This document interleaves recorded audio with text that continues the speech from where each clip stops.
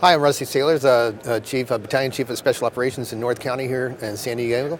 I'm here with Dr. Eric Frost from the San Diego State University Viz Lab. Welcome, Eric. It's very nice to be here. It's a real honor to be talking to you. We're glad to have you here at FCO West 2015. So what brings you here to the conference?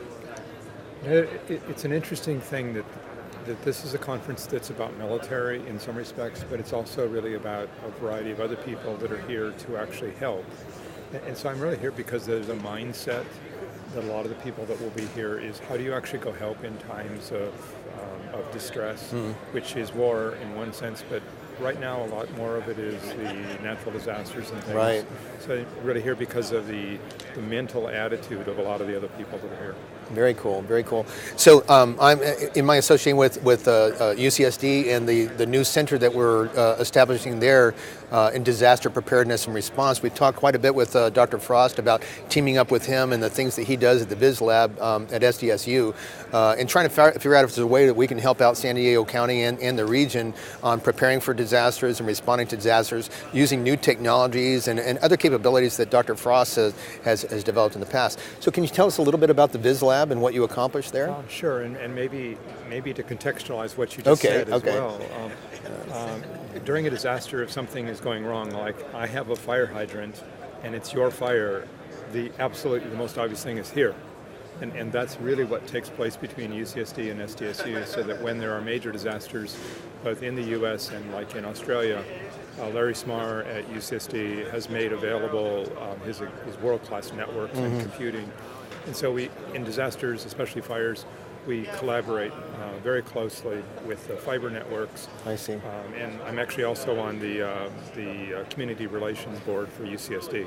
Oh, very cool. So it ends up being really functionally they're partnerships to actually go help, and other barriers of what kind of car did you come in is completely irrelevant. Oh, that's awesome.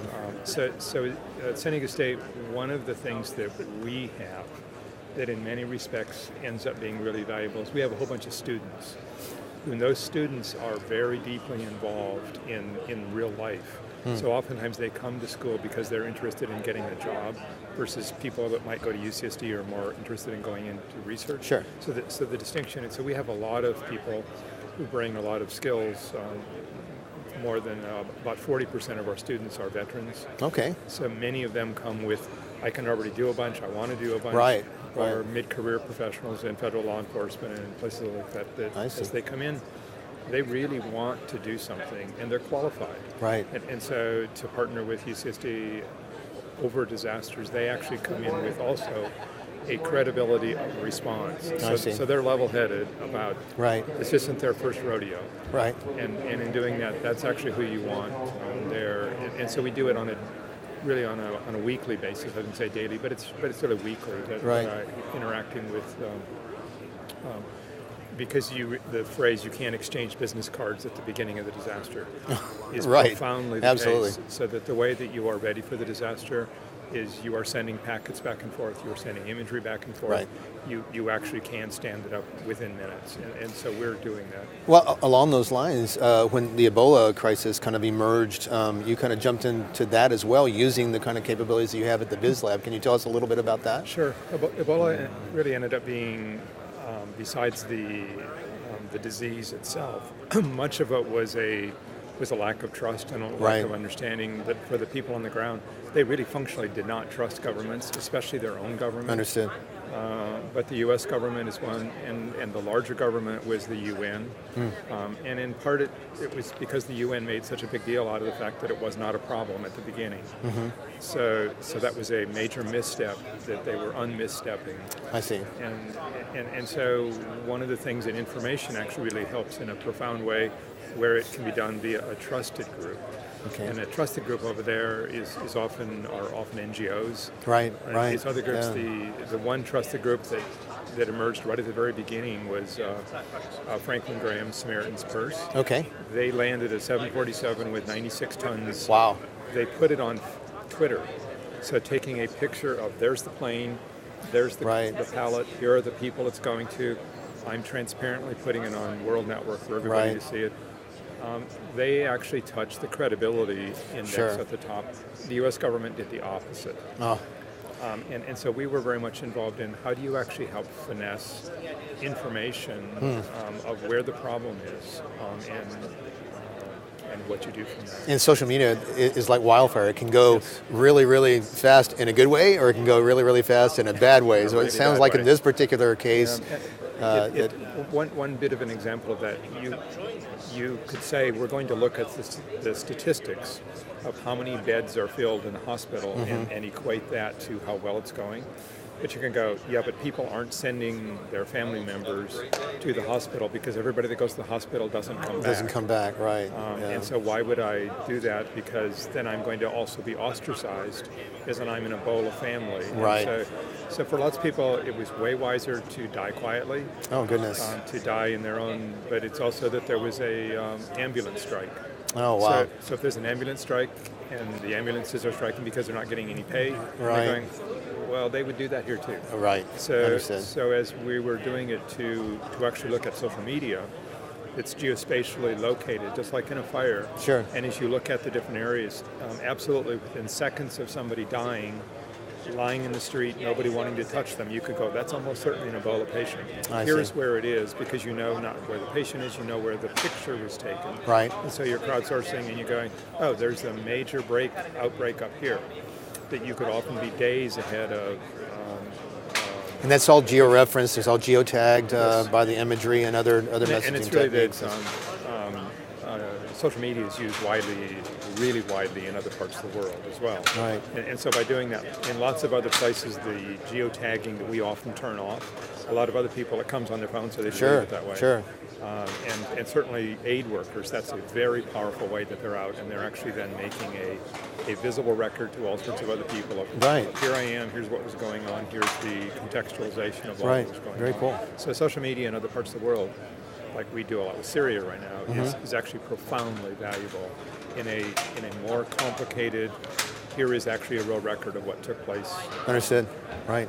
So Dr. Frost, before we wrap up here, when you look coming out of 2014 and all the cybersecurity issues and the year of the breach basically, as you look into 2015 and all of these breaches and things that have happened behind us, at the Biz Lab and other things in which you're involved, what do you see 2015? Are there any changes or that you anticipate, things in which you're going to be involved, et cetera, as a result of these major breaches going on in the news? Yeah, I think the cyber world, I think, is going to keep, and blossoming is not quite the right word, exploding is maybe a better word. Right.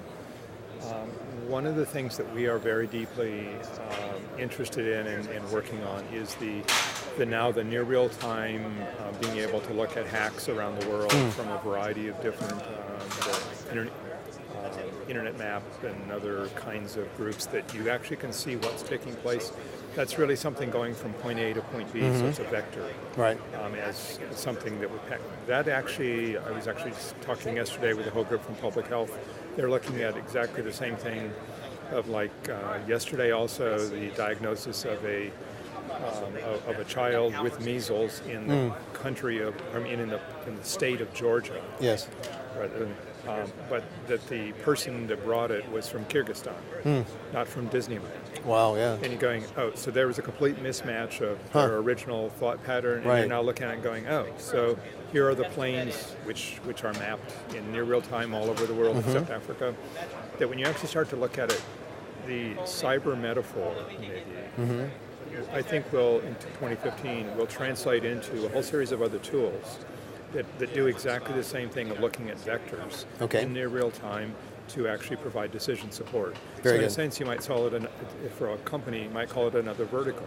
It's using exactly the same software, so it's like using Microsoft Word, and instead of using it for one group, it's like, oh, well, it actually works for NGOs. The same methodology. The same thing works. And very cool. So, but cyber drives it, and cyber is also, maybe last thing, the huge implications of the onion router, of if Tor gets taken down, and so there's major talk about if that goes down, there's positive and negatives in that off the chart way. But anonymizing is both something that people should be doing on one level, but people that are in the criminal world are absolutely the best at doing it. And so you're looking at it, the role of anonymizing and then putting the blame on somebody. What was it, North Korea with Sony? Right. Or who really that we're entering into a new age that is dramatically more difficult. And if you don't have the patterns through time before something happens, the likelihood that you're going to be able to figure it out is probably zero. During an event, right. So it really means that people, companies, organizations, schools, you actually really need to do the due diligence up front, because when bad things happen, that's not the time to figure it out. Your host. Right, exactly. All right, well, this is Rusty Saylor, Battalion Chief for Special Operations in North County here in San Diego. I've been talking with Dr. Eric Frost from SDSU VizLab. Thank you so much for joining us, Eric. Thanks very much. Really a delight. You bet.